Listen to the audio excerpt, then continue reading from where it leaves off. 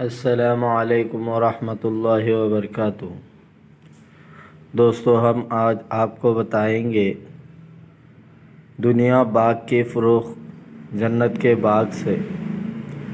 مروی ہے کہ حضرت شیخ جمال الدین خطیب عدنیہ حضرت سید احمد قدس اللہ روحہ کے بڑے مریدوں میں سے تھے، اور عدنیہ میں ایک باغ تھا تو آپ نے اس باغ کو خریدنا چاہا۔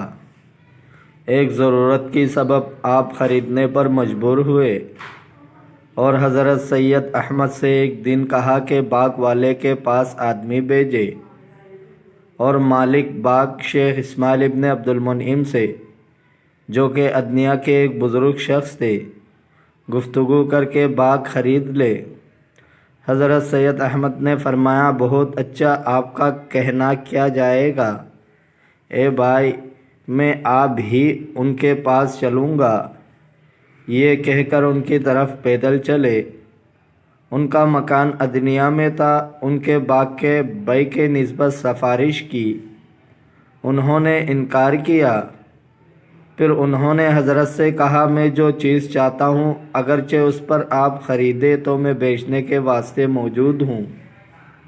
فرمایا، اے اسماعیل، مجھ سے کہو کتنی قیمت لینا چاہتے ہو؟ انہوں نے کہا، حضرت، اس کو جنت کی ایک محل کے عوض بیچتا ہوں۔ فرمایا، بیٹا، میں کون ہوں جس سے تم یہ لینا چاہتے ہو؟ مجھ سے دنیا کی جو چیز چاہے مانگو۔ انہوں نے کہا، حضرت، میں دنیا کی تو کوئی چیز نہیں لے سکتا، مگر وہی لوں گا جس کا میں نے ذکر کیا ہے۔ یہ سن کر حضرت نے سر جھکا لیا اور آپ کا رنگ بدل گیا اور زرد ہو گیا۔ پھر آپ نے سر اٹھایا تو چہرے کا رنگ سرخ ہو رہا تھا، اور فرمایا، اے اسماعیل، تم نے جو چیز مانگی اس کے عوض میں نے باغ خریدا۔ انہوں نے کہا، مجھے ایک پرچہ اپنے ہاتھ سے لکھ دیجئے۔ چنانچہ آپ نے ایک کاغذ میں لکھا، بسم اللہ الرحمن الرحیم۔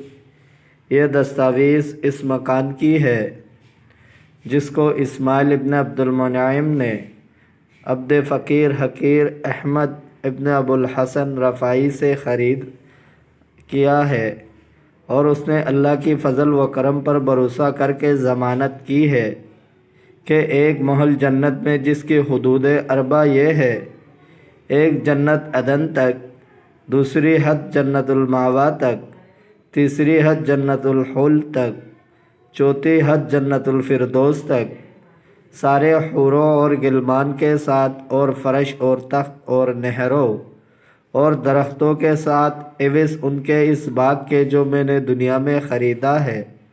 اس کا گواہ اللہ ہے اور اللہ ہی کفیل ہے۔ پھر کاغذ لپیٹ کر ان کے حوالہ کیا۔ اسے لے کر شیخ اسماعیل اپنے بیٹوں کے پاس گئے۔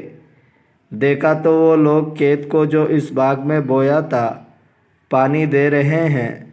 ان سے کہا، اتر آؤ، میں نے باغ فروخت کر دیا ہے اور حضرت سید احمد کو دے دیا ہے۔ انہوں نے کہا، آپ نے کیسے بیچ ڈالا؟ ہم کو خود اس کی ضرورت ہے۔ انہوں نے سارا قصہ بیان کیا، اور حضرت کی تحریر ان کے ہاتھ میں تھی۔ انہوں نے کہا، جب تک ہمیں بھی اس محل میں شریک نہ کیا جائے تم ہی راضی نہ ہوں گے۔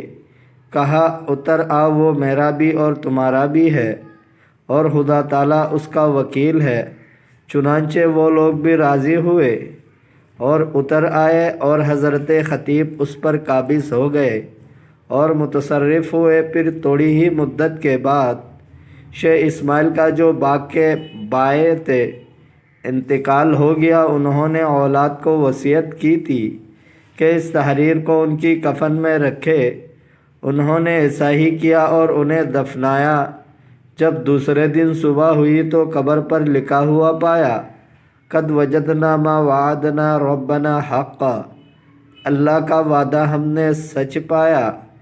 دوستو، اگر آپ کو ویڈیو اچھی لگی ہے تو لائک کرے، شیئر کرے، چینل کو سبسکرائب کرے۔